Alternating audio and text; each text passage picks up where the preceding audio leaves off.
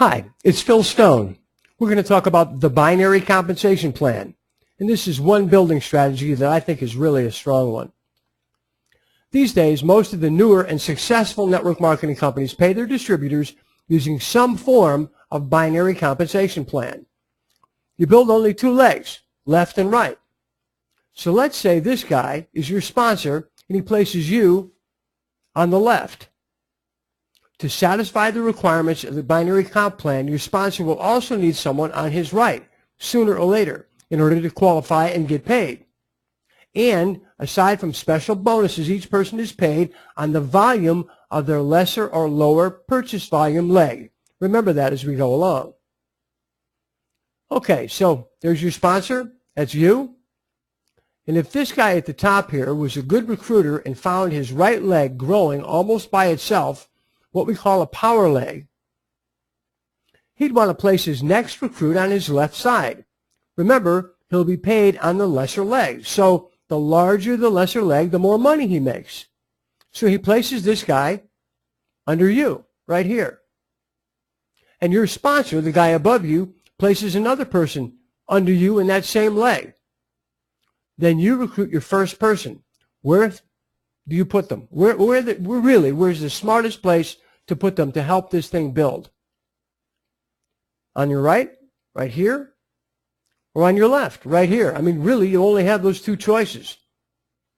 You might think you should place your new recruit on your right to start to build and balance your lesser leg with your strong leg. You have no right leg yet, so obviously you'd want to have that build at a point. But the best strategy is to put the first person that you recruit on your strong side, and in this case, it's on your left. Why? Well, you want to contribute to creating another power leg. If everybody does this, it's going to grow like crazy. So you want your own power leg, your power leg. So you put this guy here, and now you have the beginnings of a power leg, your left. And then you start building your right. When this guy right here brings in their first person, where should they be placed? On the strong side, their right, to start to build their own power leg. What about the guy above that, right here? Well, of course, on the strong side, their right, and the bottom of their right, to start to build their own power leg. If you do it always like that, it works beautifully. Now think about this. What if this guy here puts their first person on their weaker side instead, on the left? And let's say for some reason they never bring in another person. Well, this guy is stranded now. He'll have no choice but to build both sides by himself. Now, that's not impossible. It just makes his job that much more difficult. And he's losing the benefit of the synergy that's built by the binary comp plan.